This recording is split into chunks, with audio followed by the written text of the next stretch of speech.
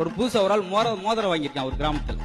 மோதிரத்தை வாங்கிட்டு இது யாராவது பார்க்க மாட்டாங்களா, பாராட்ட மாட்டாங்க, அப்படி ஒரு சந்தோஷம். எல்லாரையும் கூப்பிட்டு அங்க பாருங்க வானத்தை, இங்க பாருங்க, இங்கிட்டு போங்க அங்கிட்டு போங்கன்னு ஒருத்தன் ஒண்ணும் சொல்லல. அவன் பாட்டு போயிட்டாங்க. பகுத்தறிச்சலாகி போச்சு. மதிய சாப்பாடுக்கு பின்னாடி வந்து டீ கடை போட்டு எல்லாருக்கும் டீ வாங்க அப்படின்னு ஆத்திருக்கான்.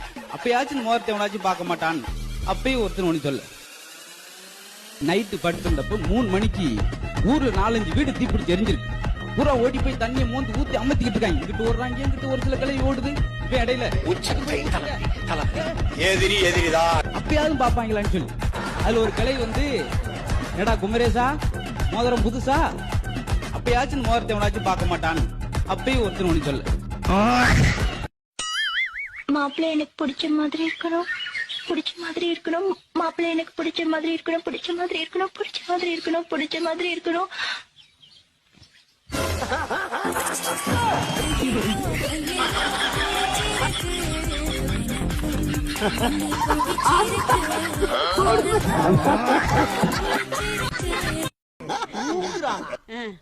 ஏழு மணிக்கு அப்படி உனக்கு.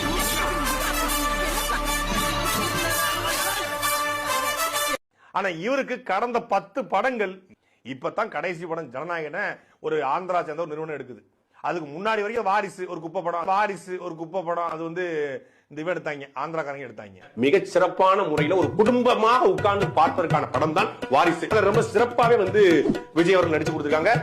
இறங்கி நடிச்சிருக்காரு விஜய் வந்து இறங்கி ஒரு சூப்பர் ஸ்டாருக்கான எல்லா தகுதிகளும் உள்ள நடிகர். உண்மையில சூப்பர் ஸ்டார் தான். அந்த படத்தை பார்த்த பிறகு சூப்பர் ஸ்டார் விஜய்னு அடுத்த படத்துல போடலாம். ஒரு சூப்பர் ஸ்டார்னா அது விஜய் தான். அதை மாற்றிக்கிறதே இருக்க முடியாது. சும்மா எல்லாரும் சொல்லலாம் அவர் சூப்பர் ஸ்டார், இவர் சூப்பர் ஸ்டார்னு. ஒரு காலத்துல அவங்க இருந்தாங்க. இன்னைக்கு தமிழ் சினிமாவோட சூப்பர் ஸ்டார் விஜய் அப்படிங்கிற இந்த வாரிசு திரைப்படத்தின் மூலமாக நிரூபிச்சிருக்காரு. இந்த பொங்கலுக்கு குடும்பத்தோட, குறிப்பா குழந்தைங்களோட ஒரு 3 மணி நேரம் போயிட்டு மகிழ்ச்சியா சிரிச்சு என்ஜாய் பண்ணிட்டு வரலாம் அப்படின்னா அதுக்கு வாரிசு மிகச்சிறந்த படம். சீமான் இருக்கார்ல, சீமான் அவர் வந்து பிளட்ல நாங்களாம் பாதிக்கப்பட்டு இருந்தோம். அப்பெல்லாம் வந்து என்ன பண்ணாங்க, கொஞ்சம் பேருக்கு வந்து பெட்ஷீட் அப்படியே தந்தாங்க. அப்ப நாங்க பின்னாடி நின்றுட்டு இருந்தவங்களுக்கு எங்களுக்கு கிடைக்கல. அப்போ ஒரு அண்ணா கிட்ட போய் கேட்டோம், அண்ணா எங்களுக்கு எல்லாம் கிடைக்கலண்ணா பெட்ஷீட்லாம் அப்படி கேக்குறப்ப, சரிம்மா உன் நம்பர் கொடு, நாங்க பெட்ஷீட்லாம் நான் உங்களுக்கு ரெடி பண்ணிட்டு கால் பண்றேன். சரி இப்படி சொல்றாங்களே ஹெல்ப் பண்ணுவாங்கன்னு சொல்லிட்டு நாங்களும் அந்த அண்ணா கால் பண்ணோம். அப்புறம் அந்த அண்ணா சொல்றாரு, ஒரு 10 லேடிஸ கூட்டுவோம்மா, உங்களுக்கு ஒரு டீம் மாதிரி நம்ம கட்சியில வந்து சேருங்க, அப்புறம் உங்களுக்கு என்ன தேவையோ செய்யலாம் அப்படின்னு சொல்றாங்க. உதவி கேக்குறீங்க, கட்சியில வந்து சேர சொல்றாங்க. இப்படி எல்லாம் இருக்காங்க. எந்த கட்சி? சீமான் அண்ணா.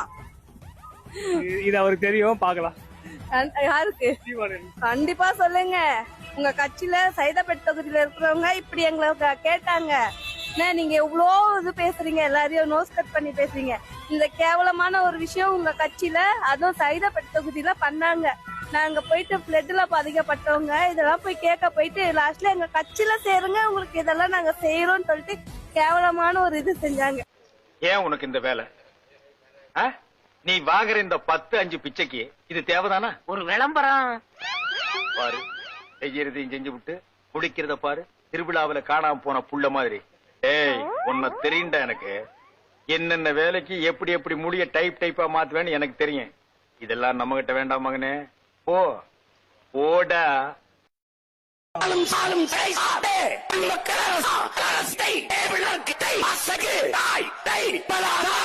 வேண்டாம், வெறி பிடிச்சி திரியுறீங்க. நீ எல்லாம் இருக்கவே கூடாது. வெறி பிடிச்சிருக்கா உங்களுக்கு?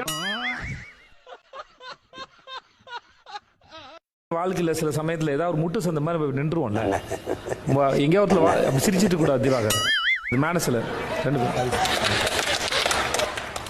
இது சின்ன பசங்க பண்ற வேலை. சதாம் ஹுசேன் மேல என்ன பழி போட்டுச்சு அமெரிக்கா? அணு வச்சிருக்காரு. போர் முடிஞ்ச பிறகு தெரிந்து அணு ஆயுதம் வச்சிருந்தது இவன் தான். எத்தனை விதமான சலம்பு இருக்கோ அத்தனை விதமான சலம்பையும் கத்த வேணாம். அங்க யார் தெரியுமா? யாரு? நாம் தமிழர் கட்சியோட தம்பிங்கடா. ஏண்டா அது ஒரு கட்சி, அதுக்கு நீங்க தம்பிங்களா? உன் மூஞ்சிய பார்த்தாலே கட்சியில சேரவங்க நகனத்தை புடிட்டு வர மாதிரியே இருக்கு. எவன்டா சேருவான்? எதுக்குடா வரீங்களா? ஒரு மர கல்ல குடிச்சு பாரா, இப்படி மினு திமிரா இருக்கும்டா, திமிரா இருக்கு. ஒரே கேள்விதான்டா, கல்ல குடிச்சு செத்தவன் ஒருத்தனை சொல்றான். நாங்க போயிடறோம்டா. என்னை வெள்ள விட்டுரு, வெள்ள விட்டுரு. நான் பயன்படுத்தி காட்டுறேன் என்னென்ன வேலை செய்யறேன் பாரு. இப்படி தனியா போட்டுட்டு வர மாதிரியான பேசிட்டு ஒன்னே ஒரு ஓட்டை போட்டு விட்டுரு. அண்ட முழுக்க கனவு. ஒன்னே ஒரு ஓட்டை போட்டு விட்டுரு. மீதியை நான் பாத்துக்கிறேன். அத பற்றியும் கவலைப்படாத. அண்ணன் சொல்றா கல்ல குடுறா வேண்டாம்டா. ஏய்